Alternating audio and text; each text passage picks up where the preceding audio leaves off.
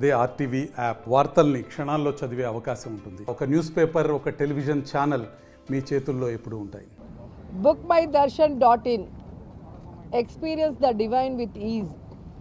So ఈరోజు మన రాష్ట్రంలో పవిత్రమైన దేవాలయాలు, అలాగే అందరూ విశ్వసించే ఎంతోమంది దేవుళ్ళ టెంపుల్స్ని ఆధ్యాత్మికంగా వాటన్నిటినీ కూడా అనుసంధానం చేస్తూ భక్తులకి ఈజీగా దర్శనం చేయించడానికి అన్ని సర్వీసులు, అంటే వారి ట్రావెల్ కానీ, వాళ్ళ అకామిడేషన్ కానీ, వాళ్ళ ఫుడ్ కానీ, అలాగే వాళ్ళు వెళ్ళే టెంపుల్స్లో వాళ్ళకి కావాల్సిన పూజా టికెట్స్తో సహా అన్నీ కూడా ఒక ప్యాకేజీగా ఇంట్లో వాళ్ళకి టైం స్పెండ్ చేసి తీసుకోపోకపోయినా కూడా ఈ bookmydarshan.inలో కనుక బుక్ చేసుకుంటే సేఫ్గా, ఈజీగా ఆధ్యాత్మిక టూర్ని పూర్తి చేసుకొని ఇంటికి వెళ్ళే విధంగా డిజైన్ చేయడం జరిగింది. సో మీ అందరికీ తెలుసు, దేశంలోనే ఆంధ్రప్రదేశ్ టూరిజంలో 3rd ప్లేస్కి వచ్చింది అంటే ఎంతమంది పర్యాటకులు ఎక్కువగా సందర్శిస్తున్నారని. సో వారందరికీ కూడా అన్ని సదుపాయాలని అందుబాటులోకి తీసుకురావాలి. మనకి అదృష్టం ఏంటంటే మిగతా రాష్ట్రాల కన్నా ప్రతి జిల్లాలో కూడా చాలా పవర్ఫుల్ టెంపుల్స్ ఉన్నాయి, అలాగే టూరిజం ప్లేసెస్ ఉన్నాయి. సో వీటన్నిటిని అనుసంధానం చేస్తూ 18 సర్క్యూట్లని డిసైడ్ చేసి ఈరోజు స్టార్ట్ చేయడం జరిగింది. అందులో మీరు చూస్తే తిరుమల, శ్రీశైలం, మహానంది, అహోబిలం, యాగంటి, అలాగే శ్రీకాళహస్తి, అన్నవరం, పిఠాపురం, సింహాచలం, అరసవల్లి, శ్రీకూర్మం, అమరావతి, భీమవరం, అలాగే ద్రాక్షారామం, సామర్లకోట, ఇవన్నీ కూడా ఈ దర్శనాలు ఎవరైతే చేసుకోవాలనుకుంటున్నారో వాళ్ళు bookmydarshan.inలో చేసుకుంటే ఈజీగా వాళ్ళు భగవంతుణ్ణి చూసి ఆశీర్వాదాలు పొందే అవకాశం ఉంటుంది. ఎందుకంటే గతంలో మీరు చూస్తే తిరుమల తిరుపతికి హైయెస్ట్ ఫుట్ఫాల్ ఉంటుంది. సో ఎక్కువ మంది రావడానికి అన్ని రకాల ఫెసిలిటీసు, అలాగే కార్తీక మాసం వస్తే పంచారామాలు అనేది వచ్చేది. అలా కాకుండా ఎవ్రీడే ఈ ఆధ్యాత్మిక టూర్ అనేది జరగాలి. సో భక్తులందరూ కూడా ఈజీగా అన్ని సౌకర్యాలతో వారు కోరుకున్న విధంగా పూజలు చేసుకొని భగవంతుడిని దర్శించుకునే విధంగా 18 రూట్స్ని పెట్టడం జరిగింది. అందులో ఒకటి విజయవాడ, అమరావతి, మంగళగిరి, పొన్నూరు, బాపట్ల, సూర్యలంక బీచ్. రెండవది విజయవాడ, గుంటూరు, శ్రీశైలం, త్రిపురాంతకం, కోటప్పకొండ. మూడవది హైదరాబాద్, శ్రీశైలం. నాలుగవది కర్నూలు, శ్రీశైలం. ఐదవది విశాఖపట్నం నగర పర్యటన. అలాగే ఆరవది కర్నూలు, అహోబిలం, మహానంది, శ్రీశైలం, కర్నూలు. ఏడవది కర్నూలు, యాగంటి, మహానంది, శ్రీశైలం, కర్నూలు. ఎనిమిదవది కర్నూలు, మంత్రాలయం, కర్నూలు. తొమ్మిదవది విజయవాడ, శ్రీశైలం, యాగంటి, మహానంది, విజయవాడ రిటర్న్. 10వది విజయవాడ, అమరావతి, భీమవరం, పాలకొల్లు, ద్రాక్షారామం, పిఠాపురం, విజయవాడ. 11వది విశాఖపట్నం, అరకు, రిటర్న్ విశాఖపట్నం. విశాఖపట్నం, అరసవల్లి, శ్రీకాకుళం, రామబాణం. 13వది విశాఖపట్నం, అరసవల్లి, శ్రీకూర్మం, రిటర్న్ విశాఖపట్నం. 14వది రాజమహేంద్రవరం, ద్రాక్షారామం, పిఠాపురం, అన్నవరం, రాజమహేంద్రవరం. అలాగే 15వది విజయవాడ, ద్వారకా, తిరుమల, ఆంజనేయ స్వామి గుడి, అలాగే మడ్డి ఆంజనేయ స్వామి గుడి, రిటర్న్ విజయవాడ. 16వది కడప, అహోబిలం, మహానంది, శ్రీశైలం, మళ్ళీ రిటర్న్ కడప. అలాగే 17వది కడప, యాగంటి, మహానంది, శ్రీశైలం, కడప. 18వది కడప, గండి, కదిరి, లేపాక్షి, మళ్ళీ కడప. సో మీరు చూస్తే ఈ ఏదైతే ఏజెన్సీ ఉందో సహ brand agency MS pilgrim pathways private limited, దాంతో కలిపి ఆంధ్రప్రదేశ్ పర్యాటక అభివృద్ధి సంస్థ మన బస్సులు, మన హోటల్స్, మన బోటింగు, ఇవన్నీ కూడా మన ఆస్తులు ఏవైతే ఉన్నాయో వాటన్నిటికి కూడా మరి ఈ ఏజెన్సీ అనేది ఫస్ట్ ప్రయారిటీ ఇచ్చి ఈ అనుసంధానంలో మన సర్వీసులన్నీ కూడా తీసుకుంటుంది. అట్ ద సేమ్ టైం ఈ టూరిజం డిపార్ట్మెంట్కి కూడా లబ్ధి చేకూరే విధంగా, ఇన్కమ్ పెరిగే విధంగా ఇది డిజైన్ చేయడం జరిగింది. సో 2 ways, వచ్చే భక్తులకి అన్ని ఫెసిలిటీస్ ఇస్తూ వారు కోరుకున్న విధంగా ఆధ్యాత్మిక టూర్ చేస్తూ, అలాగే మన పర్యాటక రంగంలో ఏవైతే డెవలప్ అయిన అన్ని మళ్ళీ మా సర్వీస్ని, బ్యాక్ అండ్ సర్వీస్ని కూడా తీసుకునే కార్యక్రమాన్ని తీర్చిదిద్దడం జరిగింది. సో ఆంధ్రప్రదేశ్ ప్రజలు నిజంగా చాలా అదృష్టవంతులు.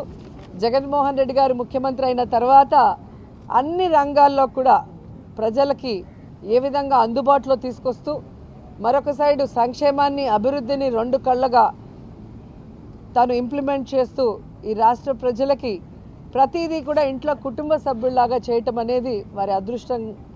ఆ డిపార్ట్మెంట్లో మేముండటం, ప్రజలకి ఇన్ని సర్వీస్ చేసే అవకాశాలు మాకు రావటం అనేది మా అదృష్టంగా భావిస్తున్నాం.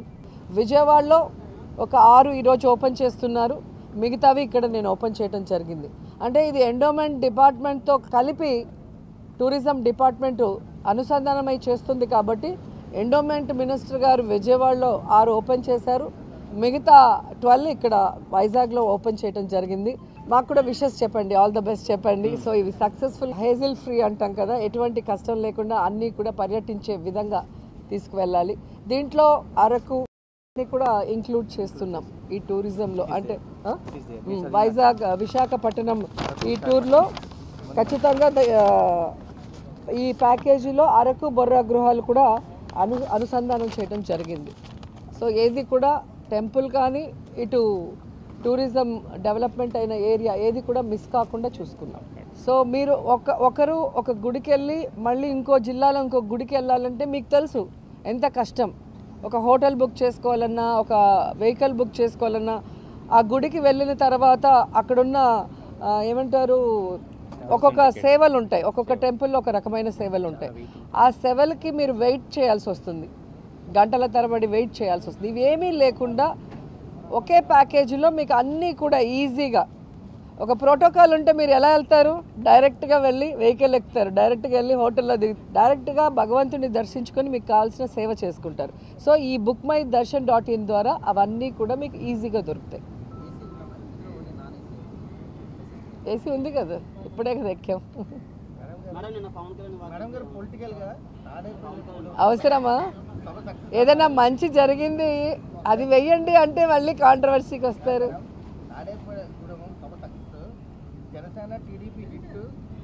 మీకు కొంచెం ప్రాబ్లమా? ఆయన క్లియర్గా ఏం చెప్పారో మీరు వినలేదా? చంద్రబాబు నాయుడు గారు ఏం చెప్పారు నిన్న? ఏం చెప్పారు? వైఎస్ఆర్సీపీ సభ సూపర్ హిట్, వైఎస్ఆర్సీపీ సభలు super hit, Telugu Desam party Janasena meetings ఫట్ అని ఆయనే చెప్పారు సిబిఎన్ గారు. మీరు విన్నారా లేదా నాకు అర్థం కావట్లేదు. సో ప్రజలు స్పష్టంగా ఉన్నారు, ఎవరైతే వాళ్ళకి అభివృద్ధి సంక్షేమాన్ని అందిస్తారో మళ్ళీ వాళ్ళే అధికారంలోకి రావాలని కోరుకుంటారు. ఈరోజు మేనిఫెస్టోని తమ వెబ్సైట్లో నుంచి తీసేసి ఇచ్చిన ఒక వాగ్దానాన్ని కూడా నెరవేర్చకపోవడం ఈ రాష్ట్ర ప్రజలు గమనించారు. అదే జగన్మోహన్ రెడ్డి గారు అధికారంలోకి వచ్చాక ఇచ్చిన మేనిఫెస్టోని 99% ఇప్పటికే పూర్తి చేసి అందరి చేత ఆశీర్వదింపబడుతున్నారు అనేది జగమెరిగిన సత్యం. మీరు ఏ వార్డులోకైనా, ఏ విలేజ్కి వెళ్ళినా కూడా అర్హుడైన వాడు, ఏ పార్టీ వాడైనా, ఏ కులం వాడైనా, ఏ మతం వాడైనా వారికి అన్ని సంక్షేమం, అభివృద్ధి అందుతుందా లేదా అనేది మీరు వెరిఫై చేస్తే మీకే అర్థమైపోతుంది. పవన్ కళ్యాణ్ ఫ్రస్ట్రేషన్ పీక్స్లోకి వెళ్ళింది అనేది నిన్న సభ చూస్తే అర్థమైంది. ఈరోజు పవన్ కళ్యాణ్ తెలుసుకోవాల్సింది, ఆవేశంగా ఊగితేనో గట్టిగా అరిసి మాట్లాడితే ఓట్లు పడతాయంటే ఆర్ నారాయణమూర్తి గారు ఎప్పుడో ప్రధానమంత్రి అయి ఉండేవారు. సో ఆవేశంగా ఊగామా, అరిచి మాట్లాడామా అనేది కాదు. మనం పార్టీ పెడితే ప్రజలకు ఏం చేయబోతున్నాం అనేది చెప్పాలి. ఆ అధికారంలో వచ్చే క్రమంలో ప్రతిపక్ష నాయకుడిగా ఏం చేశాము అనేది ఇక్కడ ప్రజలందరూ కూడా గమనిస్తారు. పార్టీ పెట్టి ఎన్నేళ్ళయింది? దాదాపుగా జగన్ గారు పార్టీ పెట్టిన దానికి, పవన్ కళ్యాణ్ పార్టీ పెట్టిన దానికి 1 year తేడా ఉంటుంది అంతే. మరి ఈరోజు జగన్మోహన్ రెడ్డి గారు 151 సీట్లతో తిరుగులేని ముఖ్యమంత్రిగా ప్రజల ఆశీస్సులతో ఎలా అయ్యాడు? ఊరికే అయిపోలేదుగా. మరి నువ్వు కనీసం 2 చోట్ల నించుంటే 2 చోట్ల కూడా ఎమ్మెల్యేగా గెలవలేకపోయావు అంటే అర్థం చేసుకోవాలి. ఈరోజు సిగ్గుచేటు ఏంటంటే ఒక పార్టీ ప్రెసిడెంట్గా ఉండి 24 సీట్లకే పరిమితం అయిపోయి మళ్ళీ క్యాడర్ని తిడతాడు. మనకెక్కడుందయ్యా బూత్ కమిటీలు, మనకెక్కడుందయ్యా మండల కమిటీలు? ఎవరండి డిజైన్ చేయాలి? మండల కమిటీలను ఎవరు ఏర్పాటు చేయాలి? బూత్ కమిటీలను ఎవరు ఏర్పాటు చేయాలి? పార్టీ ప్రెసిడెంట్ చేయాలి. నువ్వు పార్టీ ప్రెసిడెంట్ పేరుకే తప్ప ఏ రోజైనా పార్టీ నిర్మాణ పనులు చేసావా? నీ తప్పుని ఈరోజు కార్యకర్తల మీద, జన సైనికుల మీద రుద్దాలని నీ ఫ్రస్ట్రేషన్ని చూపించడం అనేది సిగ్గుచేటు. ఈరోజు ముష్టి 30 సీట్లు కూడా తెచ్చుకోలేని నువ్వు నిన్న జగనన్ననే అతపాతాలానికి తొక్కుతానంటున్నావు. నువ్వు చంద్రబాబు నాయుడు దగ్గర ఊడిగం చేస్తూ ఈరోజు అధపాతాలానికి వెళ్ళావు అనేది నిన్న మీటింగ్తో స్పష్టంగా అర్థమైపోయింది.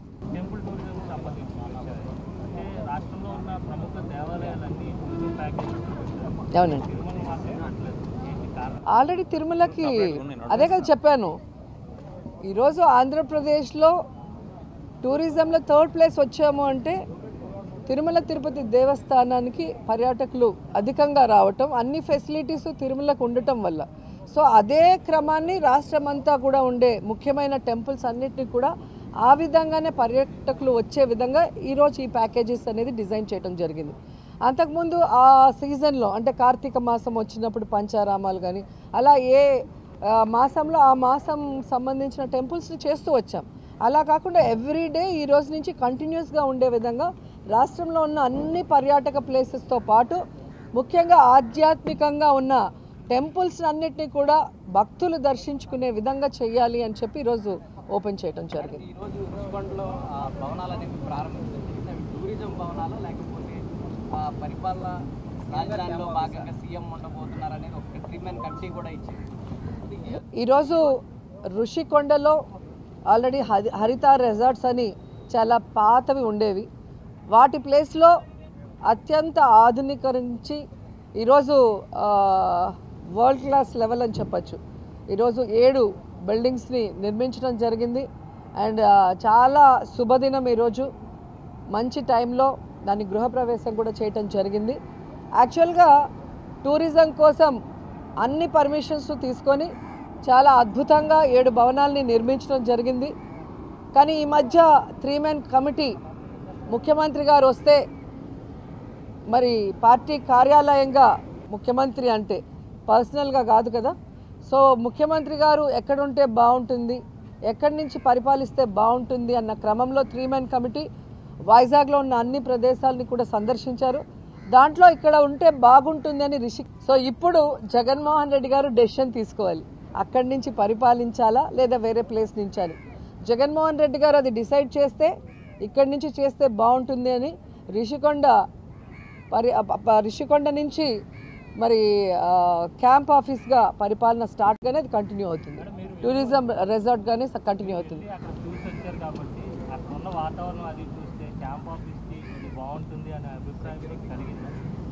అది మీరు చూసి చెప్పాలి, మీకు ఇస్తారు కదా విజువల్స్ చూసి చెప్పండి. ఎవరతను 10 o'clock బ్లేడ్తో కోసుకొని చచ్చిపోతాను అన్నాడు ఆయనేనా? ఏం చెప్తాం వాళ్ళ గురించి. కానీ